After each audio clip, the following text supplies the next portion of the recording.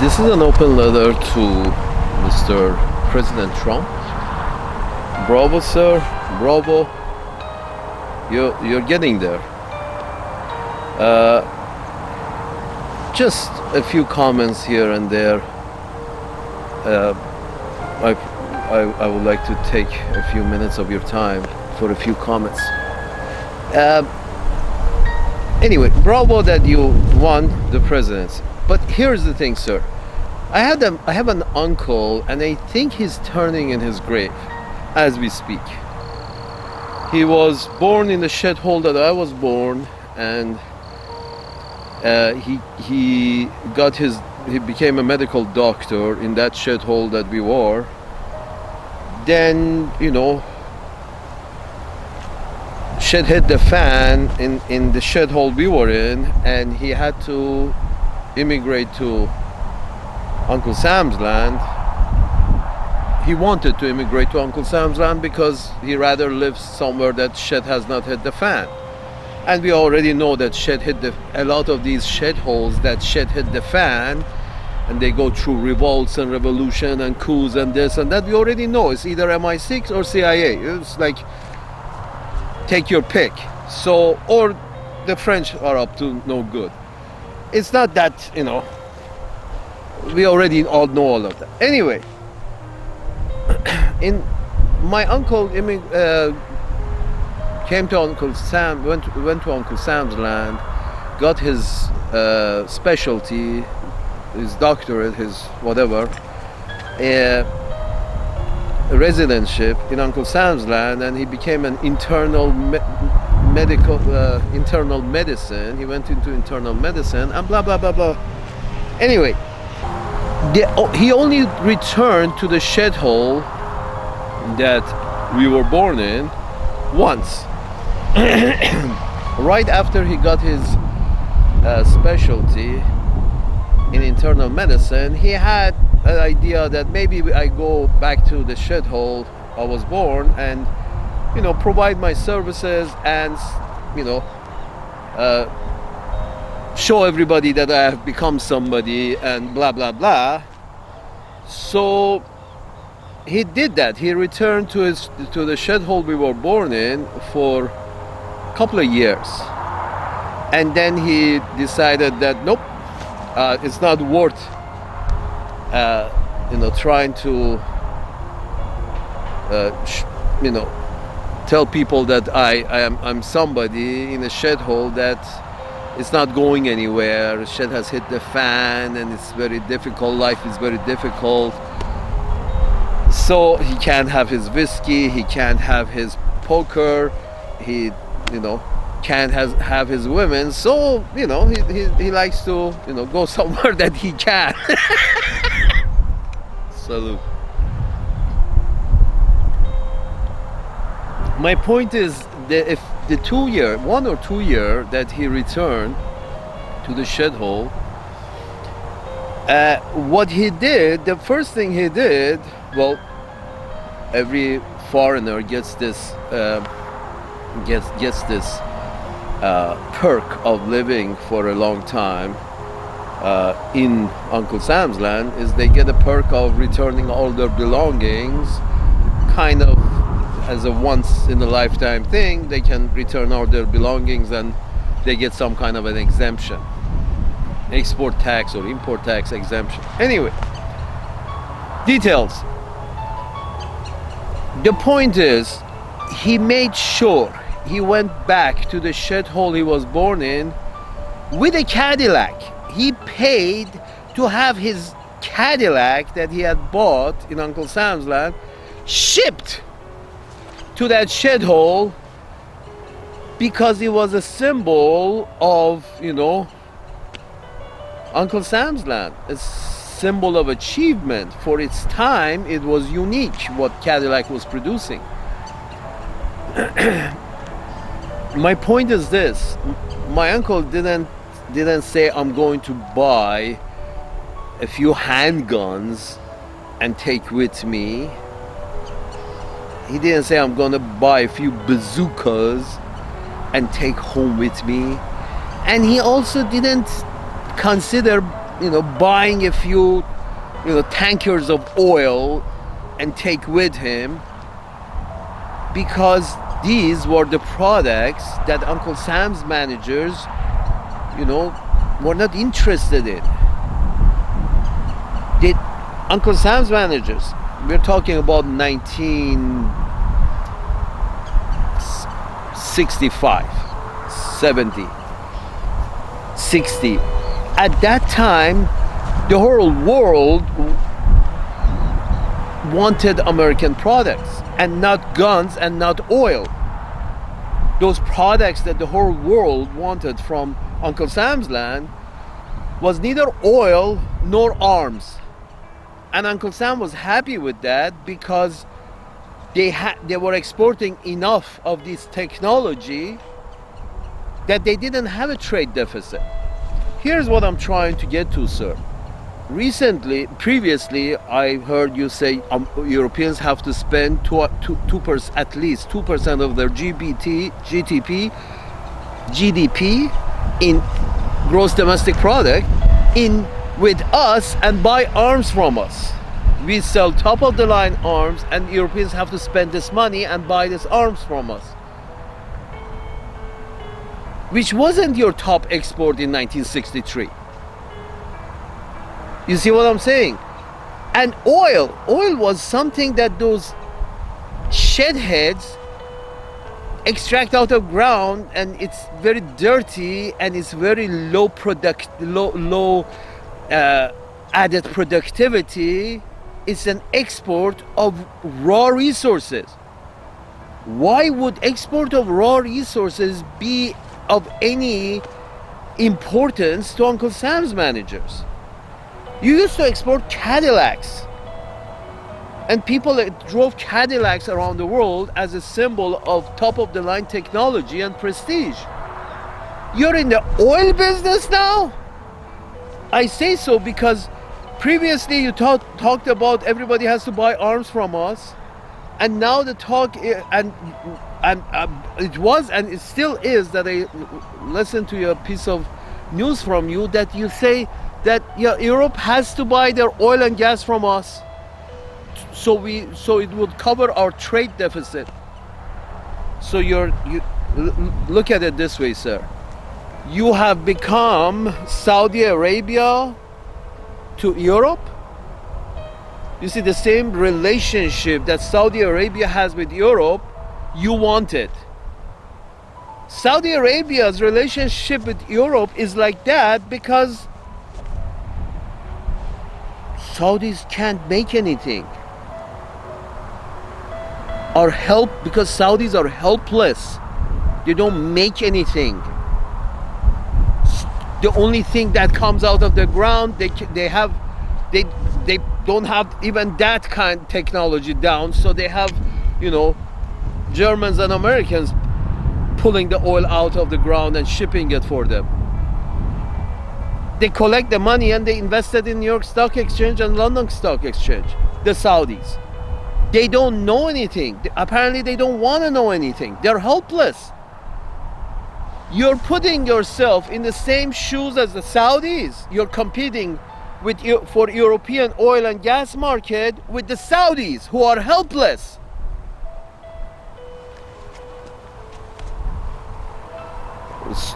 Dear President Trump, and the thing is, these recent years, these policies, and the policy that keeps the Middle East in turmoil goes back exactly to that. So these guys would stay in turmoil and would be needing our boots on the ground, so we would have a good chunk of influence over the energy market, the oil market, so we can keep the prices up, so we can benefit from high prices, because we as Uncle Sam's land, we want to have oil as one of our main exports.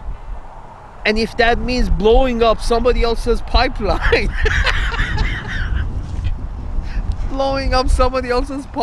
to make sure the Europeans have to buy from us, that's kind of insane. No disrespect, sir, but You used to export Cadillacs, top of the line technology. People, when you heard something was made in America, you were like, okay, I have that.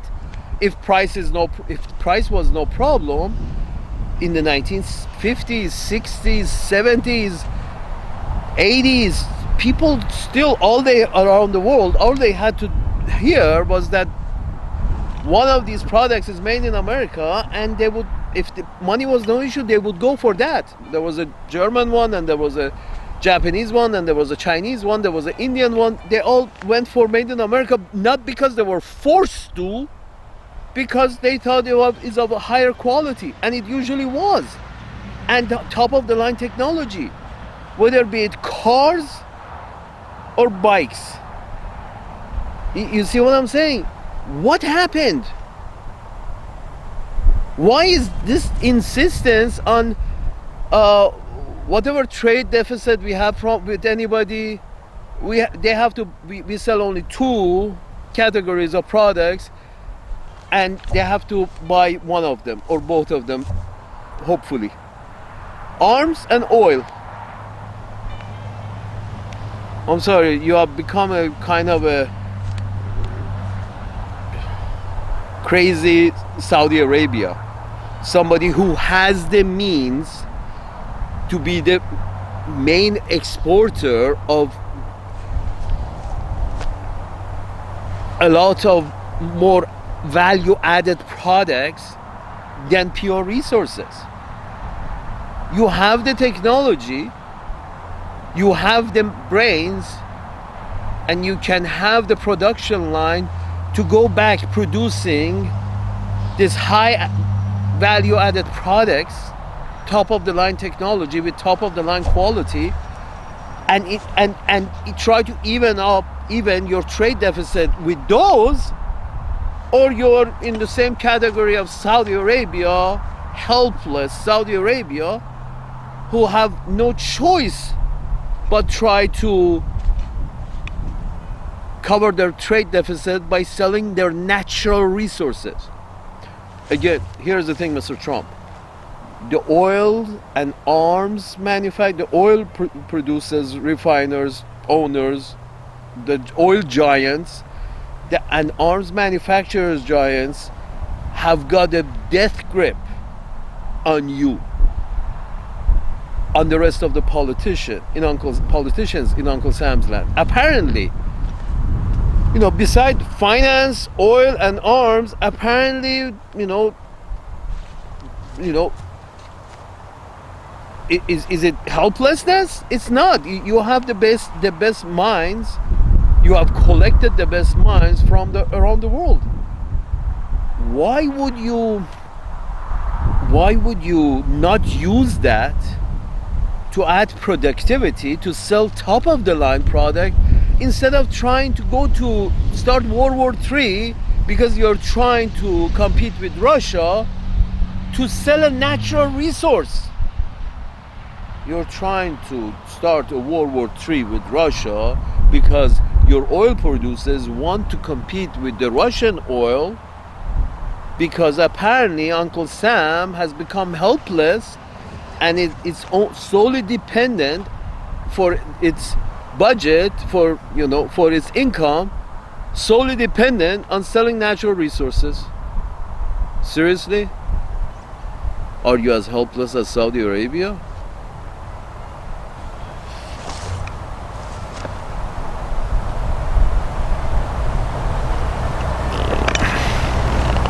I'm sorry, this is just the wrong, what I'm trying to say, respectfully, President Trump, what I'm trying to say is the mindset is wrong. Oil sales and gas sales should be the least of your issues. Should be the least. It's not important at all, because it's the natural resources. Very cheap people who are helpless, can't produce anything else of high value, higher quality, or higher value. They are in the business of selling natural resources. You shouldn't be even thinking caring about selling the oil. Tell the oil man to go into other business. We are not a helpless country. We are not dependent on selling our oil at double the price to the Europeans, even if we have to go to World War III for it. Are you kidding me? They were doing fine buying Russian oil and gas and natural resources, and everything was working fine. A few oil men in North America want to get extra rich, so they start World War III over a couple of barrels of oil, which you should be ashamed of even mentioning that you sell, because it shouldn't be the main, income winner for Uncle Sam's land.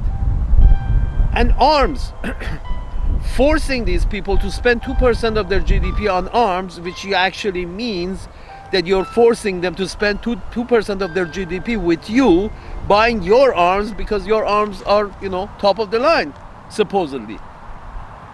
That's also immoral. It's an immoral act. Selling weapons of war is an immoral act. And invading other lands is also, just like invading other lands, is an immoral act. You have your territory, they have their territory. You may have top of the line weapons, but you don't use them against other people, and you don't send them the products. If their technology is at the level of sword and shield, that's what they should fight their wars with. No country should export arms. Arms you build for self-defense, and you keep it within your borders. But the arms manufacturer, even the small arm manufacturers, the large arm manufacturers, those who build missiles and those who build M16s, they're just going wild,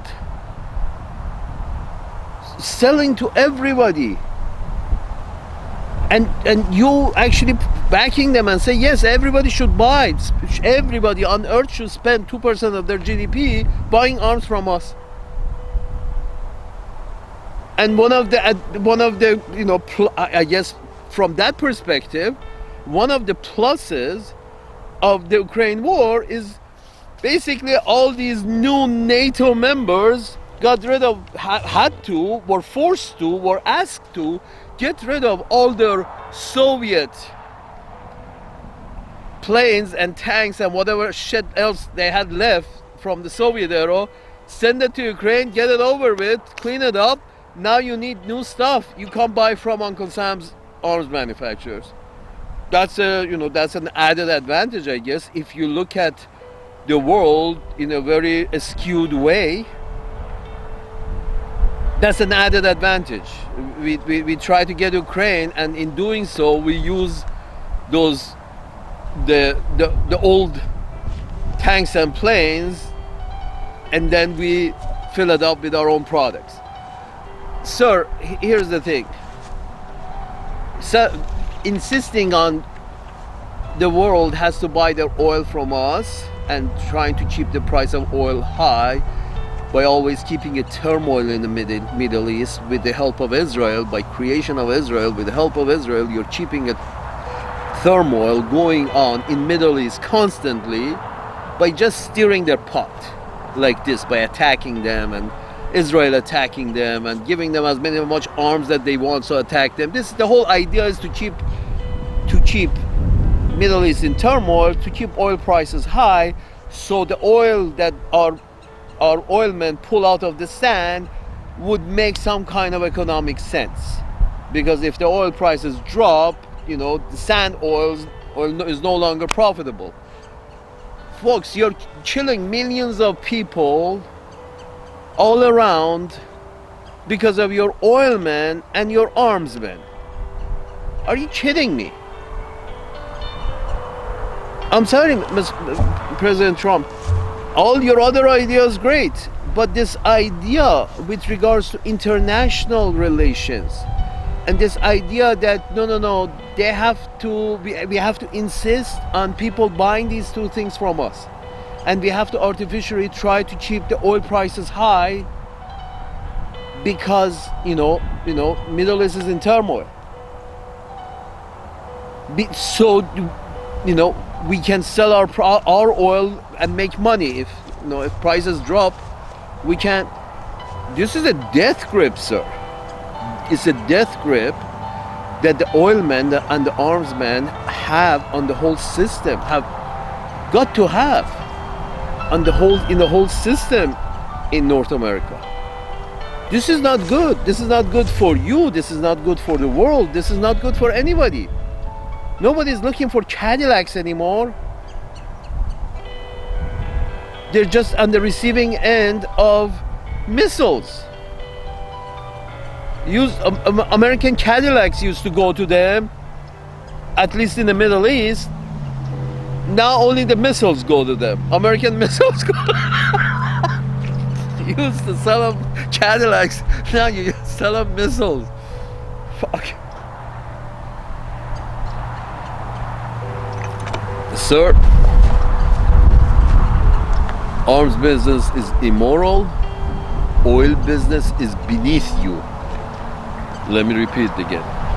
Arms business is immoral, and oil business is beneath you as people of Uncle Sam. And is insisting on making up the trade deficit or having some kind of income by forcing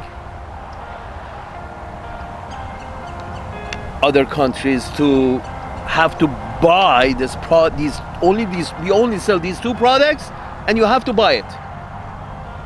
You have to buy it. I believe that's called racketeering. I don't know these terms, but it's a forced sale. It's a mob rule. It's the idea of that you have to pay me protection money. Sir, when my uncle went back to our shed hole with his Cadillac, he held his head high. But after it comes out that the reason shit hit the fan over there is involvement of the CIA and the MI6 and MI5, whatever the fuck they call theirs, and this steering of the trouble in the Middle East through Israel just to keep things, keep the oil price high. Sir, these are all beneath you. You have the best minds you have collected the best minds of the planet, and you have put them into arms manufacturing. You no longer have any other technology. Apparently you don't want any other technology. Oil and arms. Sir, it's beneath you.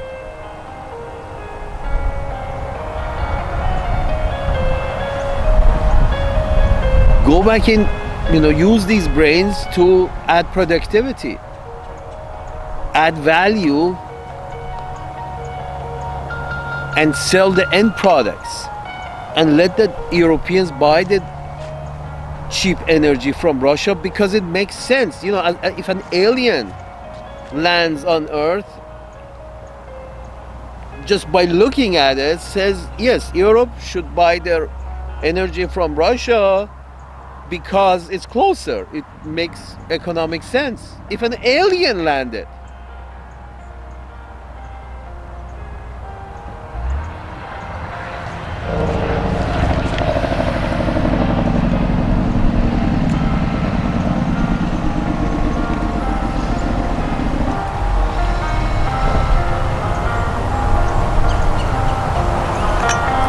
salute.